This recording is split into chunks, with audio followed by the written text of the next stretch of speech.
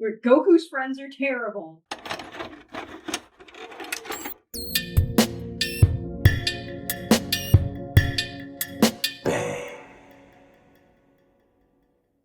Hey there, Toonami faithful, and welcome back aboard Toonami Absolution, where we talk about the shows that made us us and the shows that made you you. Once again, we are your hosts. My name is Alyx.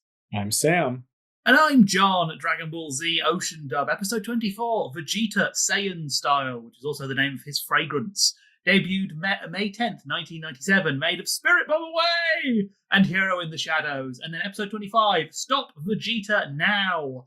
May 17th, 1997, made of Hero in the Shadows and Krillin's Offensive. Yeah.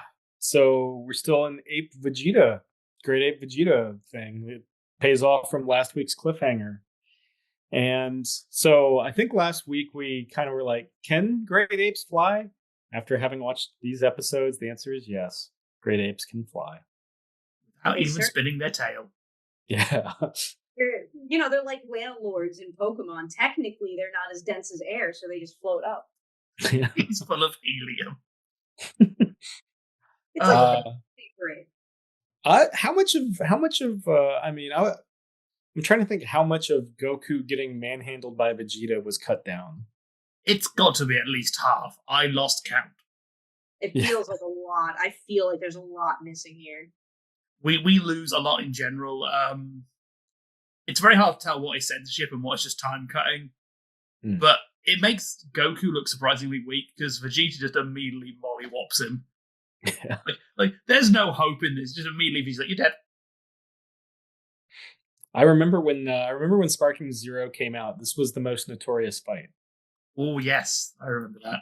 Because he kept getting enough energy to do his mouth blast. Not unlike what he does to Goku while he's building up the Spirit Bomb in this. There was a bug in the very first release where he got his energy restore happened so he could do the mouth beam every 5 to 10 seconds. Yeah. I literally, I was reviewing the game. I literally only beat it by putting it on a Steam Deck and putting it on the lowest settings to basically make the game lag as hard as possible, so that I could get more than one. Because they also had it so whenever he did the cutscene, it killed off any attack you had going. Yeah. If you were dodging, you stopped. If you were firing something, it vanished. So it's like, okay, just interruption. Just like the Spirit Bomb. Oh, so it's oddly accurate. It is funny how much this episode is building up to the Spirit Bomb, which we then don't get. Yeah. Not here, no. It's a level of fuck you that I don't think we see enough in later Dragon Ball. This does also lead to my least favorite Dragon Ball Z thing, and I've talked about it so many times on this show, where Goku's friends are terrible, and Goku just thinks to himself, this is the guy who killed my grandpa and all those people. No one ever told Goku. No one ever thought it was important. I'm still mad about it. I'm so upset, remembering that fact. Thankfully, it's an Ocean Dubism only. But yes. It's one of the stupidest decisions Ocean ever made, and I can't understand. I've spent years trying to work out what chain of events led to. Because, what he says is, now I see he's the one responsible for destroying the martial arts stadium. And he's the one who stomped on all of those innocent people and stepped on my grandfather. We see a flashback of stuff to Dragon Ball. So, even if we're really kind to Ocean, say, okay, they haven't even watched Dragon Ball. That footage they have still makes it clear it can't be Vegeta. If you watch it with the Japanese with the sound off, you still understand, because it's clearly Goku. Yes. Yeah. I mean, obvious. We were talking about some of the stuff that Funimation retained from the Ocean Dub. Thankfully, obviously, this was not one of them. They err on the side of the original text, which is to say Goku realizes in this moment that, no, I am the one who killed Harvey Dent. I'm the one who killed Grandpa Gohan and all that. But both ways, Goku's friends are terrible. Why? Someone at some point had to think that Goku was going to breed, right? Someone had to have this idea. Master Roshi, at the very least, should have pulled him aside and be like, "Hey, man, I have to tell you something about that tail thing, just in case it comes up." No, everybody kept it under the hood, and that to this day it bothers me deeply that no one thought to tell Goku and to give him the opportunity to just cope with that fact. Like, what a crazy way to find out that you killed your grandfather and you killed a bunch of people that you didn't even know that you killed. Like, how insane is that? In any other show, this would be a much bigger deal. Especially when you remember Oolong is involved in this whole thing. Like, the idea that Oolong has been able to hasn't drunkenly blurted it out one night is harder. Like, I can believe the Bulma being terrible. That's Bulma. But the fact that Roshi or Oolong at some point haven't been sat there making banana jokes for the last 15 years. I really do think as soon as they saw Goku had his tail removed permanently at the 22nd or whatever World Martial Arts Tournament is that closed out the original Dragon Ball, they're just like, crisis averted. And then as soon as they saw Gohan visit the Kame House at the start of Z, they're like, oh, shit. No one, like, you see Gohan and nobody's like, oh no, nobody thought to themselves, we have to tell him. Like, I don't know, it really does bother me because it's like, no, Vegeta is the one who gives Goku this moment to realize that he killed his only family member. Like, what a horribly sad thing to happen to someone who's genuinely a nice guy. Even though the Ocean Dub kind of makes Goku a jerk in a lot of places. But yeah, I don't know. It's one of those little niggling plot points that I just hate. It's also weird that King Kai never said, because King Kai tells Goku about the ape thing. So you think King Kai would have brought it up as well? Because King Kai is relevant. Yeah, King Kai wasn't trying to keep it a secret as opposed to the people on Earth. As far as King Kai knows, he's like, oh yeah, all the Saiyans do this. You know, didn't you used to do this? I guess King Kai is like comedy equals tragedy plus time. So yeah. Also, filler episode. So there's like that is true. Empire. That entire thing was a filler episode that somehow oddly becomes important to GT. That 7 years later. Do not trust this man. Do not trust this man. But yeah, so we get the fight, and Gohan starts to become Brave Boy Gohan. I like his little. I like Gohan stands up to fight a giant monkey. There's something very fun about that. Yeah, you can't leave my side exposed for the hook. Yeah, Yajirobe gets one of two hero moments, one of two hits in, which justifies his continued existence in the series. Which is to say that even though the Kenzan or Destructo Disc fails, because Vegeta's ears have grown as well as the rest of his body, Yajirobe gets the hero shot because a loudmouth samurai is quieter than a Destructo Disc. Like the animation on the Destructo Disc. Like, I love the shot of the energy going up Krillin's arm. Like, I think that's one of my favorite looks for one of the key attacks in Dragon Ball Z. It looks so good and so intense, and damn, Krillin, why do you never use it at the right time? I love this. It also really amuses me that when in Ocean they have Vegeta say that he's a mammoth ape during this section. They're very yeah, they're not entirely sure what this thing is called, and they keep going back and forth on what they're calling it. It's quite fun. It also always throws me that Yajirobe is the guy who cuts the tail. Yajirobe is always the guy that kind of works in a weird, like, clutch moment. He's the one who saves Goku from, is it cymbal or tambourine or drum? One of them. Yeah. I don't quote me on this. I think it's drum, but I'm not 100%. I want to say it's either tambourine or cymbal. It's so hard to remember all of like the non-Piccolo children. Yeah, all the non-Namekian Piccolo children. Yeah, so he's the one who saves Goku there. He saves everyone here. And this is the last time we see Yajirobe fight. He's in Return of Cooler, but he gets carted away by the robots unceremoniously rather than offer any resistance. Yeah, It's an odd final moment. It's so weird you don't give that moment to Krillin or Gohan, because we know they're coming back later, or even to like Chi-Chi, who's going to be around. So weird that like Yajirobe is the most important character in Dragon Ball. Hey, look, Yajirobe was the most important character in Dragon Ball because he kept Krillin's voice actor employed. Like, that's all that Yajirobe was there for, and then he got to do more stuff. So you know what? Good on you, man. He's outclassed by the next tournament, right? Because remember, he tries to enter the tournament. He's got the Lucha Libre mask, so no one will recognize him, even though it's clearly Yajirobe, and he gets eliminated like before reaching the final stages. Yajirobe's inclusion here is odd, but it's odd that he's the one who survives longer than, or is more relevant, frankly, than Yamcha, Tien Shinhan, or Chaozu for this fight sequence. Yeah. He's just kind of this fun. Whenever I see Yajirobe on a game roster, Yajirobe is. Oh, right, he's one of the most important guys in the Vegeta fight. That's a thing that happened. But Yajirobe cutting off the tail is proof that Saiyans have bones while Namekians do not have bones. We now have proof that one of these species does. The inside of Vegeta's tail is a lot less disgusting than Goku's usually is.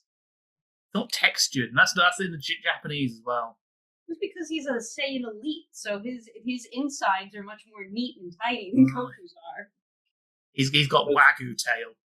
Does that mean Vegeta gets the nub removed when he goes to the Frieza Force planet to recover from this fight? Because they do mention that they can't save his tail. Like they do I do remember one of the dubs specifically mentioning, "Oh, we couldn't save your tail." So I guess it just falls off. Yeah, and they're just like, I was under the impression that, just kind of like how I assume Kami takes out the tail at the roots or whatever the hell he does when he's training Goku, is something similar happens to Vegeta, because we never see the nub again when he goes to Frieza Force planet like 44 or whatever the hell it is. Frieza planet 419.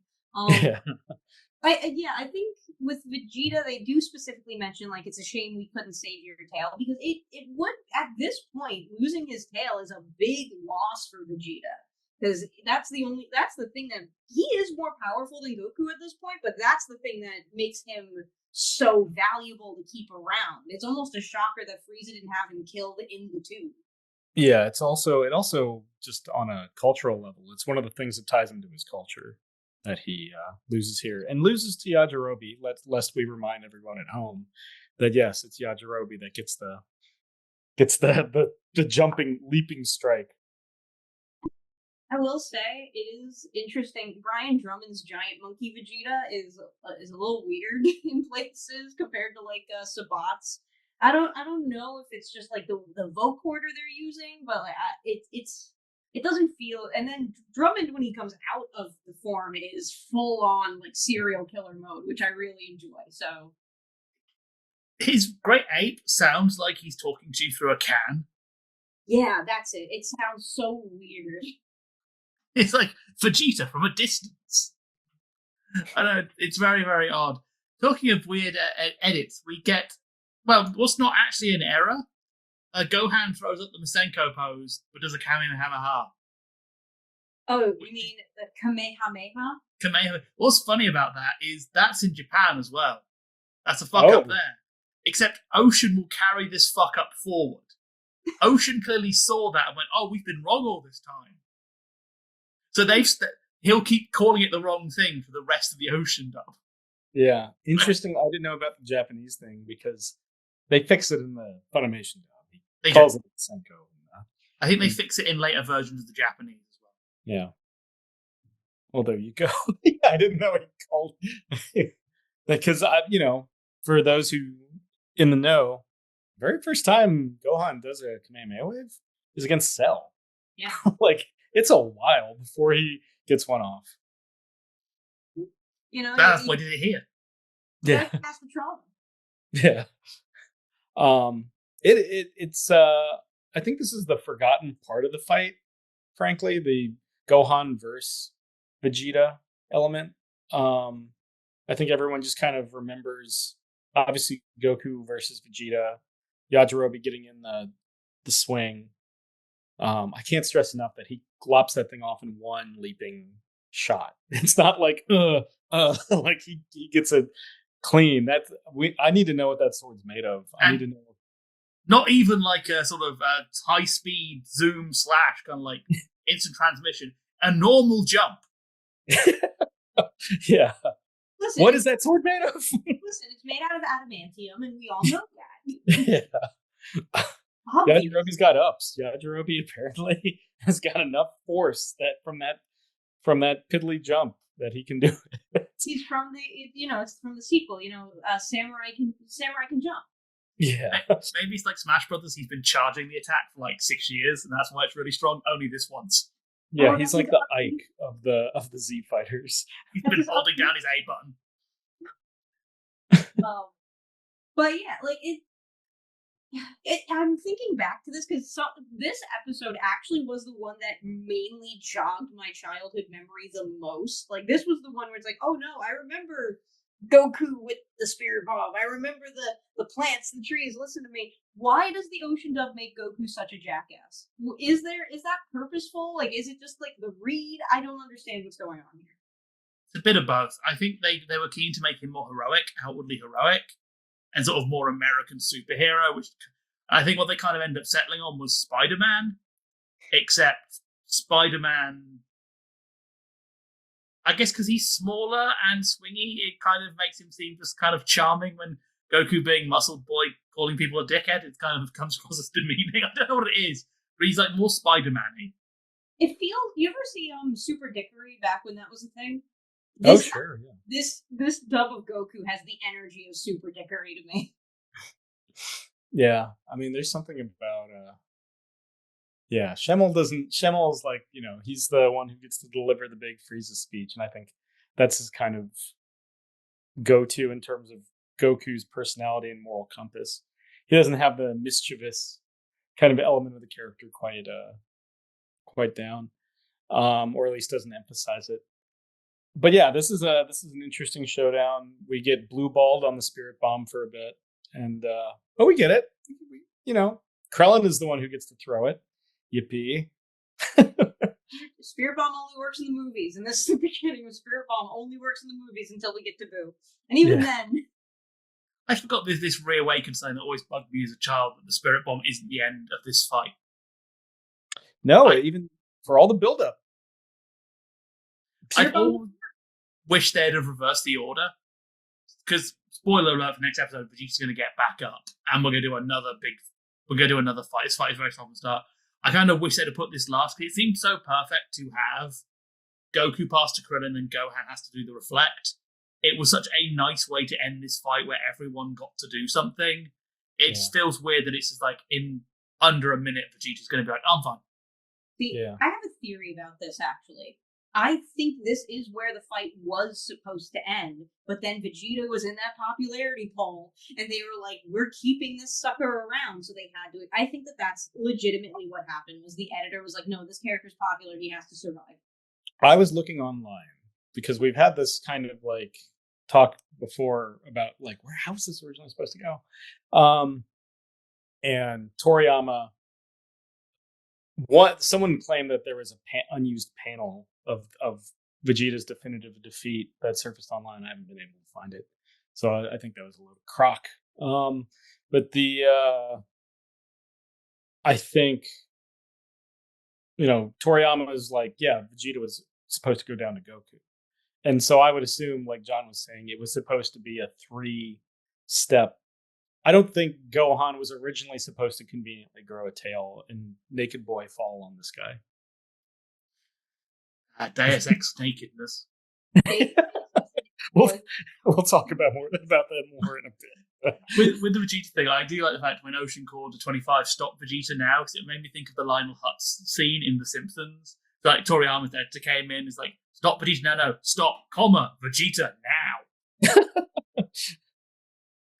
Yeah, that's the thing I've come back to with this fight, is it is a bit probably a little bit too stop and start for my taste. We do a few too many fake out endings, which works 1 or 2 times, but then we keep doing them, and it's like, okay, well, you can only kind of fake something It's like when Gohan gets thrown down, Vegeta comes down and like flying kicks Goku in the chest. We do cut a bit of Vegeta repeatedly giving Goku a good shoeing, which is a shame because that's such a. I find that moment bizarrely funny. Because for like the Saiyan Prince of Monkey Powers, you just get a guy down and start kicking him like you're outside a pub after a football match. It's quite amusing. I mean, I would argue that this is one of the most fucked up Goku ever really gets. Again, like he gets fucked up in the series. Don't get me wrong, but this feels like no, we have curb stomped the shit out of Goku for this, and this is like I think it's one of the only times that it really happens like that. I think outside of him dying twice, I think this is the most. It really shows how ugly this entire fight has become, to the point where these characters that are so depowered or so not as strong as Vegeta are just able to like basically like tackle him down and sloppily do some damage to him. Spoilers, but Yajirobe does get one more hit in a bit. Yeah, it's just a bunch of like low level people just crowding this guy. Vegeta's pissed because he knows that all these lower class warriors are hurting him. So he's gonna get nasty about it. Frieza doesn't get as brutal. Maybe before he transforms Super Saiyan, but not really, because he can still stand, for starters. And he doesn't lose an eye. Yeah. I think this is one of the few Dragon Ball fights where we don't run the ones. Yeah. I mean, Majin Vegeta can get brutal, but they're both still standing until the sucker punch. Boo. Goku's actually in reasonably good shape in Boo. Vegeta, not as much, but Goku's pretty fine. I mean, in the Cell Saga, Goku has a heart attack, but like nobody gets that much damage in on him during. He quits the Cell fight. Yeah, he's able to walk of his own volition outside of the ring or outside of the. He's just like, yeah, that's all I got. Forward now, get him, Gohan. Yeah, give him a sensu bean though. It's like no. But yeah, no, it's brutal. This is a smackdown for Goku. Yeah, I do like we keep in him using the solar flare by saying, "How will you deal with Tien's trick?" Great Ocean, you're going to leave that in, where your viewers will have we'll cut logical statements, but statements that clearly your viewers have no way of understanding. We'll leave that in. We could have replaced that with this trick or a trick. And there were 101 words you could have slotted in there fine, but no, this is the one time. Also, damn, that solar flare blinded me too. Like, that was crazy how the flash on that. Like, I turned down my brightness really hard for that. But Jesus. When I got to that point, I saw Goku look at the sun, and I heard the phrase, "Let's see how you deal with TNs," and I slammed my hand on the space bar as I was like, oh, I remembered what it was. Like, okay, brightness down, lights on in the room, looking sideways. Yeah. I think this one, it's hard to say, but this one might have been worse than the beam duel. It's pretty bad. Didn't go on for 3 minutes. That's also true. Kaio-ken only lasts for like all of 3 seconds or whatever, 3 to 5 seconds. That solar flare, like that burned my corneas. I had laser corrective surgery. My left eye is way better now. But, yeah. But yeah. That would been so funny if Goku had done the solar flare a second time and it had fixed Vegeta's damaged eye. Yeah. Yeah. Oh man. Precision beating has healed me. So how much, like, John, you were mentioning that they basically combine like 3 to 5 episodes in here. Like, how much got smoshed? How much did we lose in the combo? It's hard to tell without me sitting down, like actually timing it out, which I'm not doing. But I would say it's about 50% of the fight is gone. It's not as noticeable because we basically lose all of just the strike flurry sequences that people aren't talking. Yeah. The censorship in this is mostly they've just been brushing out blood and bruises. They've turned some of Goku's blood black as well. symbiote Goku that's bleeding venom. I think it's a case of what they've tried to do is any of the dried blood that's off red, not bright red, they've just turned the brightness down on, but obviously off red with low brightness becomes black. So yeah, it looks like Goku has been munching on an engine. The only sort of big thing is we cut the Vegeta giving Goku a shoeing. We cut an impact shot when Gohan gets punched in the stomach, which they do a terrible job of, because I think they cut like half a second, but they cut half a second too late. So you still see it. It's like, this isn't really helpful. Like, you could have cut the full 3 seconds and just show Gohan hit the wall. Nope. We've not done that. But yeah, that's pretty much it. They've made this. I think their main aim in this has been to make them look less beat up and just remove connecting things. It does mean it makes everyone look a lot more desperate. Like, as Goku goes to shooting the eye out and solar flaring very quick in this fight, and he's not in the grip for very long either. That's the big one. When he's squeezing him, we don't get the sort of the massage fidget toy bits. Yeah. Goku just does the full Snoopy face really early. Man, I gotta throw for both episodes. The longer this fight has gone on, the less happy I am about being at Kame House as much as we've been at Kame House. Like, it feels so intrusive at a certain point. Every time. I don't think it helps is that they've got Be Charitable 3 jokes in Kame House, and we've done them. Like, every time it's Chi-Chi says something, Chi-Chi then faints, they argue with Baba, and then one of them will knock her ball away. Like, we've done this side. It's worse in Ocean because we get them more often, but even in the Japanese, we've done this joke already. Like, and even they try and we get a little bit where Chi-Chi starts telling Gohan to fight. I was like, okay, this is at least a different joke. Chi-Chi going full bloodlust at this point would be a funny gag, but then she just faints again. It's like, okay, well done. The same joke 5 times. Listen, narcolepsy isn't funny for anybody, okay? We really have to have a conversation about that, and she needs better support in her life.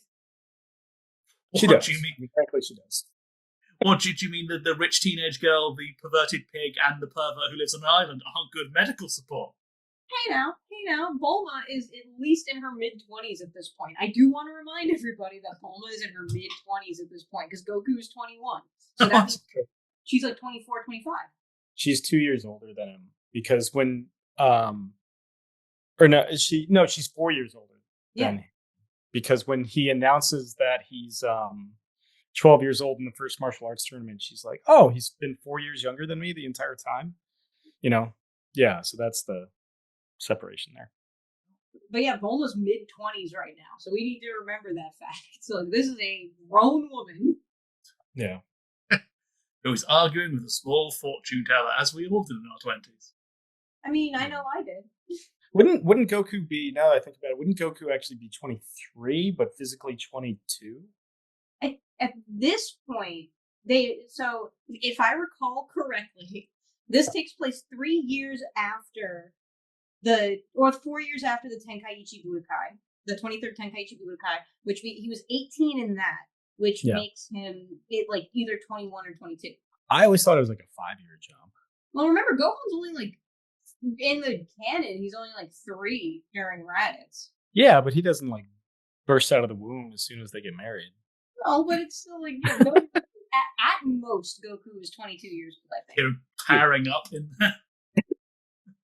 I mean, yeah. Whenever you talk about Goku's age now, you also have to caveat: does Snake Way count as aging? Do you age on Snake Way? Oh, we don't have time to talk about Goku's age by the end of the series. I think I think it's established that you don't technically age, because remember he comes back unaged from heaven. Yeah, but then he gets put into the room of space and time later. He catches up the 1 year he misses in the Saiyan Saga when he's training with Gohan, but then he's gone for like 7 years in heaven, and he's just like still technically in my late 20s. It's like, oh, okay. Then it's crazy when we get to Super. Nobody knows what's happening in Super. No, not even Toei Animation, frankly. But we all gave up. Yeah, that's fine. We'll just remake it in 5 years and try and fix it. Yeah. Really quick sidebar: have you guys seen the art that Toriyama's assistant did for Old Man Goku? Because I want Old Man Goku to be in things like that's a great design. I always liked that design. I remember Toriyama did the the big bearded Goku with the walking stick, and I don't know if Toei or anybody would let that happen. They just need them to be perpetually the same age that they were at the end of Z for the rest of time now. We are getting very close to the end. Are there any thoughts before final thoughts? I mean, it's an unusual kind of hodgepodge of an episode. For me, frankly, the fight ends with the beam struggle. Everything else is just like, let's just stall for time. And they do a lot. My other thought I've always had is I've always kind of wished that the hand spirit ball became Krillin's special move, especially after Goku got the super upgrade version. Because I don't think we make enough of the fact that sort of King Kai was like, oh, this is very hard to need to learn, and Krillin learns it on the field in about 2 minutes after getting the crap kicked out of him. So I wish that that had become Krillin's like sig move, like some special form of spirit bomb. Yeah, I could definitely see that. I wish that was a fighting game move for him. But now let's do some really quick final thoughts. That was it. That was your final thought? That was it. Fight continues. Ocean are compressing this probably a little bit too much, but that's the advantage of them compressing it a little bit too much is we're not getting some of the really, really stupid. We only had one other dimension across these 2 episodes, so I'm much happier with that. I'd rather have compression than really stupid censorship. But again, if anyone can ever find me a source of how they ended up with the Vegeta killed my grandfather line, I would love to read it, because I've never found an explanation of that, and I can't see, even if you come into this with no knowledge, I cannot see how you'd end up with that takeaway from the footage you have, or why anyone thought that was a sensible idea. So I want to meet that person, buy them a drink, and maybe spit on them, depending how they answer. That feels like a weird hinge date right there. But yeah, this is the Goku and Vegeta fight. It is starting to drag on a little bit too much, which is why I am glad that we're getting towards the end. The Kamehameha stuff is just way too repetitive for me at this point, but it is the central fight before we get villain protagonist Vegeta in the future. And it's Dragon Ball. I like Dragon Ball. It always makes me smile a little bit. But that does mean that we have pulled into our final destination. That is right. It is time for us to disembark from Toonami Absolution. We want to thank you once again in joining us and talking about the shows that made us, and the shows that made you, you. Once again, we have been your hosts. My name is Alyx. I'm Sam. And I'm John. And we'll see you next time. Thanks.